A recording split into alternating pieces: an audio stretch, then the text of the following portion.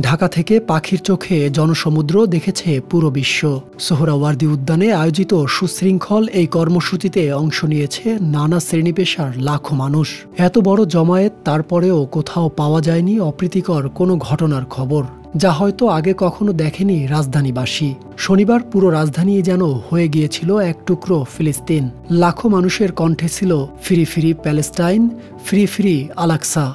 Free free Palestine, free free Al Aqsa. লাখো কণ্ঠের এ গর্জন স্থান পেয়েছে আন্তর্জাতিক প্রায় সবকটি গণমাধ্যমে। এমনকি যে বর্বর ইসরায়েলের বিরুদ্ধে এই প্রতিবাদ, খোদ দেশটির গণমাধ্যম ইসরায়েল টাইমসও প্রকাশ করেছে মার্চ ফর গাজা। প্রতিবাদী এ জমায়েতে ছিল একটাই কথা, বন্ধ হোক গণহত্যা। সব মশার বিরুদ্ধে সুরক্ষা দিতে এলো বসুন্ধরা এক্সট্রিম অ্যারোসল। মশার বিরুদ্ধে এক্সট্রিম সুরক্ষা। আমরা চাই না ভাই আর একটা মানুষ মরুক, একটা মা মরুক, একটা ভাই মরুক, একটা বোন মরুক। তারাও আমাদের ভাই, তারাও আমাদের মা, তারাও আমাদের বোন। আমরা পাখির মতো উড়ে যে তাদেরকে ধ্বংস করে ইসরায়েলের এত মুসলিম এইভাবে বাচ্চারা চোখের সামনে রক্তাক্ত হয়ে রাস্তায় পড়ে যাচ্ছে।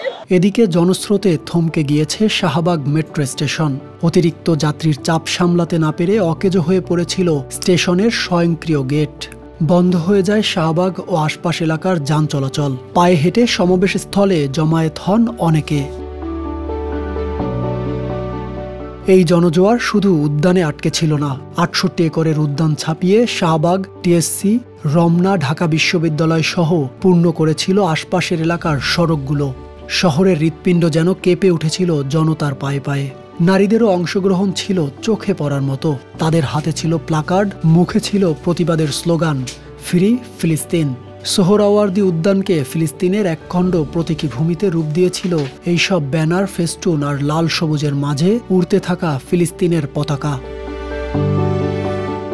মধ্যপ্রাচ্য সহ আরব দেশগুলোর নিশ্চুপ ভূমিকায় কথিত নেতা ও শাহেকদেরকে ব্যঙ্গাত্মকভাবে উপস্থাপন করেও করা হয় প্রতিবাদ।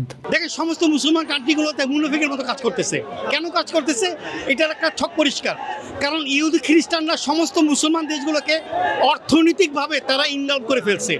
তাদেরকে এমনভাবে রাজনৈতিক এবং অর্থনৈতিকভাবে তাদেরকে আয়ত্ত করে ফেলছে যে তারা মুসলমানের পক্ষে যে কাজ করবে সেই অবস্থাটুকু নাই। ঢাকার এই শান্তিপূর্ণ গর্জন বুঝিয়ে দিয়েছে দূর থেকেও দাঁড়ানো যায় নিষ্পেষিতদের পাশে। একটি দেশের রাজধানী যদি এভাবে ন্যায়বোধে কাঁপে, তবে তা শুধু রাজনৈতিক বার্তাই নয়, সাক্ষ্য দেয় মানবতার পক্ষে। সাকিব হাওলাদার, RTV।